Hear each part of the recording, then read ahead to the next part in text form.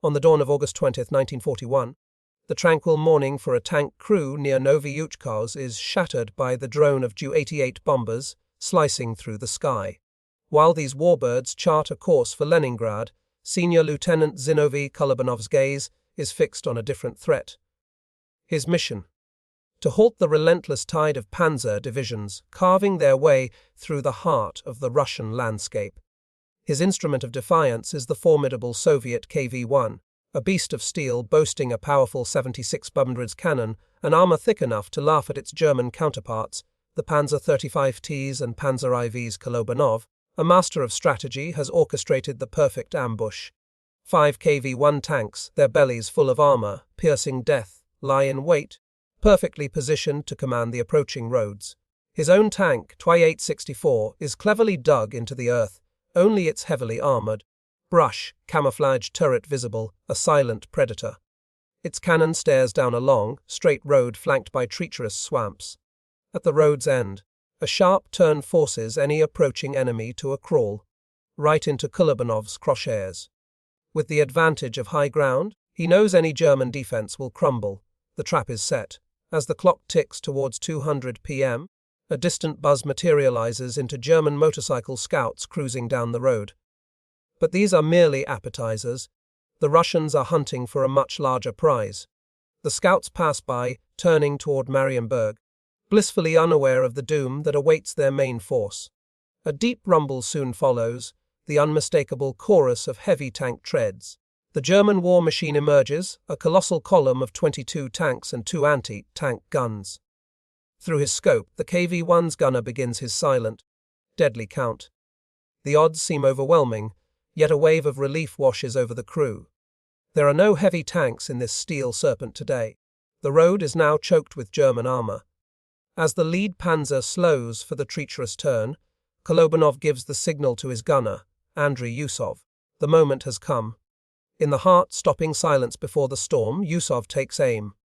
With a thunderous roar, the first of many shots on this fateful day is unleashed.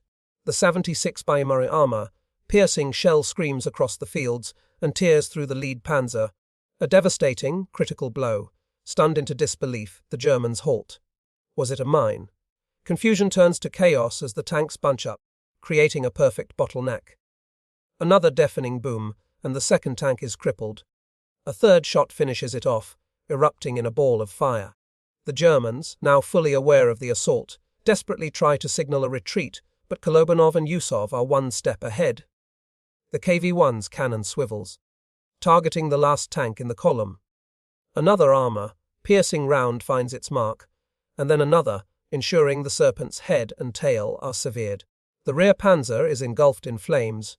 Trapped and exposed, the Germans frantically search for their attacker. They unleash a storm of fire on nearby haystacks, convinced they hide the enemy. A distant chicken farm is senselessly obliterated. Another Panzer falls, and a chilling realization dawns upon them. The deadly shots are raining down from a rise in the distance. Those Panzers not caught in the kill zone scatter, veering off the road, only to be ensnared by the swampy terrain, all while Kolobanov's cannon continues its relentless barrage. The surviving Panzers turn their guns toward the rise, and the firefight truly begins.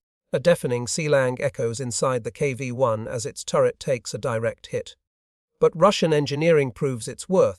The KV-1's super, thick armor scoffs at the Germans' underpowered shells. Hit after hit rings out against the steel fortress as the enemy finds their range. Yet, between each impact, Yusov returns fire with deadly precision. The Germans deploy their anti-tank guns, but they are swiftly silenced by Kolobanov's crew. In the unrelenting hail of fire, the gunner's scope is finally shattered. Blinded but not defeated, the commander orders the driver to pull back from their position. Under fire, the radio operator Kosalkov bravely ventures outside to replace the damaged scope. The mission is a success, but the turret's rotation mechanism is now jammed. Unfazed, the crew of Ty-864 begins to steer the entire tank to aim their weapon. Their grim, bloody work resumes. For every shot they fired, the turret absorbed countless hits, but as the brutal engagement dragged on, the incoming fire began to wane.